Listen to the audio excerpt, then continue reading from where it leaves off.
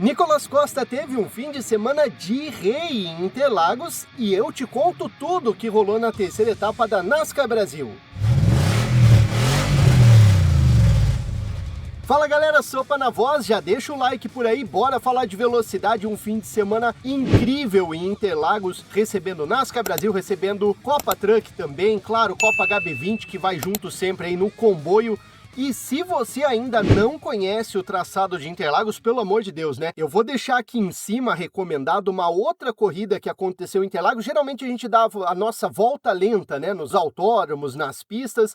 Dessa vez eu tô deixando uma volta épica em Interlagos para você conhecer o traçado com mais detalhes. Vamos falar de velocidade, vamos direto ao assunto. NASCAR Brasil, dessa vez com um tempo menos instável, mas ainda chuvoso. Interlagos recebeu uma versão completinha da NASCAR Brasil, né? Com direito ao quali completo com a Sprint Race no final, né? Disputa entre os 6 melhores tempos para definir o grid da primeira corrida. Você já confere algumas imagens na tela. O Kaká Bueno foi quem dominou a Sprint Race, ele que foi seguido por Arthur Gama, Gabriel Casagrande no P3, Nicolas Costa com o P4, Vitor Andrade no P5, Murilo Rocha no P6. Esse foi o resultado da Sprint Race. Vamos passar muito rápido por ela, porque aconteceu muita coisa nas duas corridas principais. Diferentemente do que aconteceu em Cascavel, não teve aquela corrida sunset no final da tarde de sábado, comecinho da noite.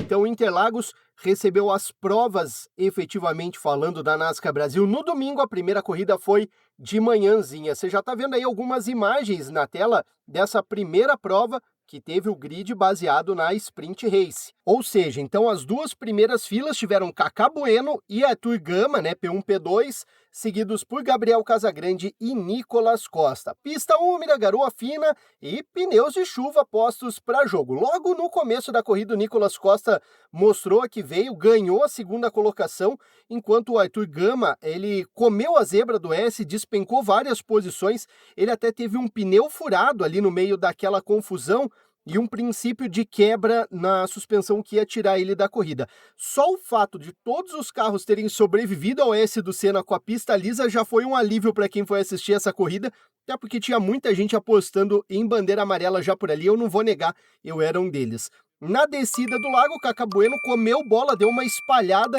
e distracionou na zebra. E daí o Nicolas Costa falou tchau, obrigado, assumiu a liderança da prova e ali ele não largou mais, tá? Ficou líder a partir dali, a partir já da primeira volta.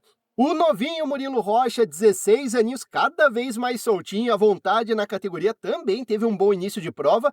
E o companheiro de equipe dele também, o Vitor Gens, que queria consolidar a boa fase nessa etapa e quem sabe até retomar a liderança do campeonato, fez uma primeira volta muito boa, o Gens, escalando da 10ª para a 2ª colocação. Já o Kaká Bueno está tendo um ano daqueles para desfrutar o que der, né? Porque resultado, de fato, está sendo difícil para ele. Ainda na primeira volta, teve um furo no pneu e no início da segunda volta no S, ele já tinha despencado para a última colocação da corrida, marcando um início trágico aí para os carros da fila 1, né?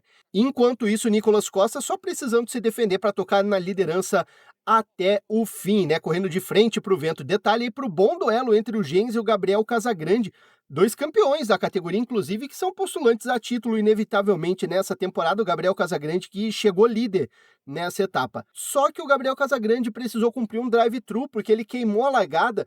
No briefing da corrida foi definido pelos pilotos que ninguém ia desalinhar do pelotão antes da linha de largada. E acabou que ele e o Zonta fizeram isso, então prejudicou totalmente a corrida, condicionou a corrida do Gabriel Casagrande essa punição. Bom para o Thiago Camilo, que assumiu a 3ª colocação, e seria muito, muito bom para o Vitor Gens, que vinha sendo bem pressionado ali pelo Casagrande. Guarda esse seria que eu falei, porque antes dele fazer sentido, vai acontecer um monte de coisa, tá? O adolescente Murilo Rocha, que já era líder da categoria Challenge, aproveita a descida do lago para tomar a 3ª posição do experiente Thiago Camilo e, detalhe, né? Também companheiros de equipe. Dentro do top 4 da corrida, inclusive 3 carros eram da Full Time, 2ª, 3ª e 4ª colocação, a Full Time que levou o título do ano passado com o Rubinho Barrichello, que não corre nesse ano. Essa tomada de posição deixou o Nico correndo de cara para o vento, seguido pelo Gens, só que o Galo não podia focar em atacar o P1 porque o Murilo Rocha estava voando. Ele diminuiu bem a diferença, passou a pressionar o companheiro de equipe. Essa pressão vai render uma belíssima ultrapassagem do novato, restando só 3 minutos para o fim da corrida. Aí você lembra que eu falei que a punição do Casagrande seria muito boa para o Galo? Então, acho que pelo desgaste excessivo dos pneus de chuva, que a pista não estava tão úmida assim durante uma boa parte da prova, inclusive os pilotos estavam saindo do traçado ideal para pegar água, né, para molhar o pneu, e acabou que o rendimento do Galo caiu um pouco no final. E quando a garoa apertou um pouco mais, aí ele já não tinha mais pneu para segurar. O Thiago Camilo sentiu o cheiro do sangue, né? Ele foi igual um tubarão para cima do Vitor Gens, e a partir desse momento, inclusive, vários pilotos passaram a escorregar um pouco mais, principalmente na descida do lago. Ali é um ponto que muita gente estava escorregando. Até o líder, Nicolas Costa, passou a fazer uma tocada mais conservadora, ao ponto de os 3 carros da Full Time que estavam atrás dele terem tempos melhores de volta, para você ter uma ideia. Então, eles estavam tentando fazer, né, o tempo de quali, e o Nicolas Costa só queria levar o carro para casa. Por que que essa prudência do Nicolas Costa fazia tanto sentido? Faltando só 25 segundos para a última volta, novamente na descida do lago, o Galo perde o traçado, perde o controle do carro, perde todas as posições que ele tinha escalado e ainda mais umas de prejuízo. Com isso, pódio definido, com Nicolas Costa administrando a vitória, seguido bem de perto por Murilo Rocha, que estava seguido mais de perto ainda pelo Thiago Camilo. O Galo, coitado, foi terminar só na 11ª colocação, ele que caiu do P3, tinha subido do P10, ia terminar no P3 e acabou caindo para a 11ª colocação, ainda conseguiu recuperar uma coisinha ali no final. Numa corrida sem safety car, mesmo com a chuva, mesmo com alguns escorregões ali, o pessoal perdendo um pouco o controle já no final da prova, mas não teve safety car, para surpresa de muitos. Vamos para a segunda corrida. A corrida de domingo aconteceu na tarde, um pouquinho depois da hora do almoço de domingo, com pista seca. A Truck já tinha corrido, o sol apareceu, também ajudou bastante, então o tempo um pouco mais estável permitiu que todos os pilotos corressem de pneu slick, lembrando que para essa prova, grid invertido do top 6 da corrida anterior. Você já está vendo algumas imagens na tela? O Vitor Rocha largando no P1, seguido pelo Jorge Martelli, Denis Navarro, Thiago Camilo, Murilo Rocha e Nicolas Costa. Teve até um engano até na própria transmissão, né? O pessoal estava falando que o top 6 era invertido em relação à corrida sprint, mas não. É o grid invertido, top 6 da corrida anterior. E ao que tudo indica, os pilotos da NASCAR Brasil preferem correr no molhado, porque se repetiu o enredo de Cascavel. Corrida tranquila no molhado e bastante acidentada no seco. A Bruna Tomazelli foi a primeira que deu adeus para a corrida ainda na primeira volta. Ela fez o P7 no geral e o P2 da Challenge na corrida 1, só que ela foi tocada pelo Felipinho Toso e por mais um carro, que vocês já vão descobrir qual, na reta oposta. Isso não tinha passado nada de corrida ainda, né? Restava 26 minutos e 29 no cronômetro. Sem bandeira amarela num primeiro momento, as disputas continuaram e poucos instantes depois foi a vez do Vitor Andrade e do Jorge Martelli se enroscarem, consolidando a maldição da primeira fila, né? Nas 2 corridas, os carros que largaram na primeira fila tiveram graves problemas. Ainda nesse mesmo sururu, enquanto o Arthur Gama foi passear um pouquinho na natureza, o Ricardinho Maurício encarnou o motoqueiro fantasma, né? O carro dele entrou em combustão, chamas que podem ter sido causadas inclusive por um contato com a Tomazelli na reta oposta. Ela foi tocada por 2 carros, o segundo carro foi justamente o do Ricardinho Maurício, que teria danificado o radiador de óleo do carro dele. Com esse puro suco de caos, óbvio, né? Safety car acionado, restava pouco mais de 25 minutos de corrida no cronômetro e durante a bandeira amarela geral, Thiago Camilo liderando, seguido por Denis Navarro e Nicolas Costa. Os carros só foram se alinhar para a relargada, restando menos de 19 minutos de cronômetro, o Nicolas Costa aproveitando muito bem essa relargada e tomando o P2. Destaque também para o Gui Baques, que assumiu o P4 nessa relargada e a liderança da Challenge, e para o Cacá Bueno, cara. Ele tinha largado na 20ª colocação na primeira largada da corrida, e agora nessa relargada ele assumiu a 8ª, então escalou muito o Cacá Bueno em pouco tempo de prova, né? Avançando na corrida, o Murilo Rocha, que vinha de volta mais rápida da prova, ele assume o P4, assume a liderança da Challenge, Vem a segunda sinalização de safety car, restando 10 minutos e 10 segundos, devido a problemas mecânicos que fizeram o Galide Osman abandonar a corrida e o carro ficou num local perigoso, numa área de escape. Além do anticlímax, né, para não tão numerosa torcida presente em Interlagos, esse tipo de situação é péssima para o Thiago Camilo, né, porque ele estava sustentando bem a liderança, até conseguir abrir um pouquinho em relação ao Nicolas Costa e principalmente em relação ao Denis Navarro, só que daí vem safety car, os dois se aproximam, colam nele, exigem aquele trabalho a mais de uma pilotagem defensiva que, claro, vai detonando os pneus, né? Então, de novo, aquela relargada com o pelotão todo junto, que acontece restando só 6 minutos de relógio. Nessa relargada deu ruim para o Denis Navarro, ele foi tocado pelo Murilo Rocha, rodou e ainda foi atingido pelo Juninho Belanda no S do Senna. Já para o Witold Ramazauskas foi excelente, porque ele assumiu o P3 e a liderança da Challenge. O Denis ainda conseguiu voltar, mas aí ele já caiu para a 16ª colocação.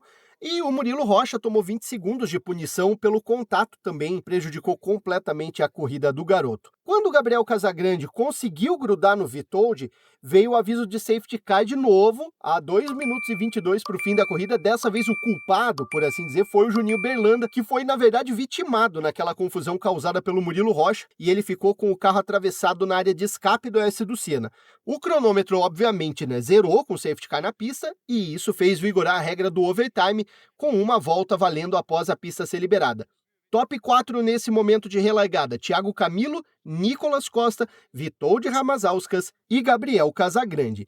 E é na segunda fila, inclusive, que acontece uma das mais belas disputas do domingo. O Kaká Bueno, que largou em 20º, pulando da 5ª para a 3ª colocação. O Gabriel Casagrande, fazendo parecido com o que fez o Gens na corrida 1, despencando todas as posições após sair da pista.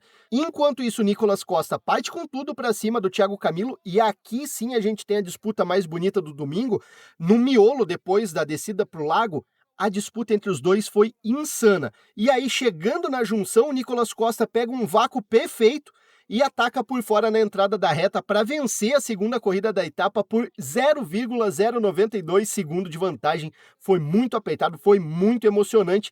Uma chegada parecida com a 500 milhas de Indianápolis, assim, decidida praticamente na fotografia. O pódio foi completado pelo interminável Kaká Bueno, que tinha largado em 20º e fez uma corridaça, né? Enquanto o Kaká Bueno está vivendo um momento, como eu disse, né, de aproveitar da forma que ele puder as corridas, porque a fase não é tão boa, o Thiago Camilo foi prejudicado justamente pelo que eu falei, né? O safety car aproximando o pelotão e botando todo mundo para jogo, principalmente no caso do overtime, né? Quando zero o cronômetro do safety car, tem uma volta em disputa franca entre todos na pista. Não sei se o overtime vai continuar sendo só uma volta, quem sabe podiam ser duas. O fato é que, mais uma vez, assim como aconteceu em Cascavel, corrida na chuva, super tranquila, de leve, inclusive nenhuma bandeira amarela, o que foi surpreendente, e a corrida no seco, um caos total. Muito tempo perdido atrás de safety car e, claro, né, muito questionamento dos fãs da NASCAR Brasil. Com o resultado, Nicolas Costa engata a 3ª vitória seguida, ele que tinha vencido a 2ª prova na etapa de Cascavel e assume a liderança do campeonato. Vamos dar uma olhada no ranking top 5 na tela para você. Eu vou ler aqui para a gente não perder nenhuma informação. Nicolas Costa lidera com 105 pontos, abriu um caminhão para o Thiago Camilo, que aparece em segundo com 81. O top 3 do ranking é completado pelo Gabriel Casagrande, que tem 79 pontos, era líder antes de começar a 3ª etapa. O Vitor Gens aparece na 4ª colocação, ele que terminou no P5 essa segunda corrida, tem 76 pontos, e o Arthur Gama, com 61 pontos, fecha o top 5 da categoria no ranking geral. No overall, o Arthur Gama, que não conseguiu completar nenhuma das duas provas, teve problemas nas duas e abandonou. Passada rapidamente aqui no ranking da Challenge, Bruna Tomazelli, que fez P2 do Challenge na corrida 1, abandonou na primeira volta da corrida 2, lidera com 65 pontos e empatada com o Murilo Rocha. É duplo empate, inclusive, porque a 3ª e 4ª colocação é ocupada por Juninho Berlanda e Dudis Castro Neves, cada um deles com 43 pontos. Juninho Berlanda, que abandonou também as duas corridas, assim como o Arthur Gama, e o Dudis Castro Neves, que fez um P14 e abandonou a segunda corrida. O top 5 é fechado pelo Gustavo Bandeira, Truck fez um P19 na primeira prova e um P9 na segunda. NASCAR Brasil volta à pista ainda nesse mês, dia 28 de junho, no Velocitar. Já o nosso próximo vídeo vem já nesse domingo, no máximo na segunda-feira de manhã, onde eu vou contar para vocês como é que foi a etapa da Copa Truck, que também teve ultrapassagem nos metros finais da corrida, também teve muita emoção, foi uma prova bastante divertida e eu sei que vocês gostam bastante,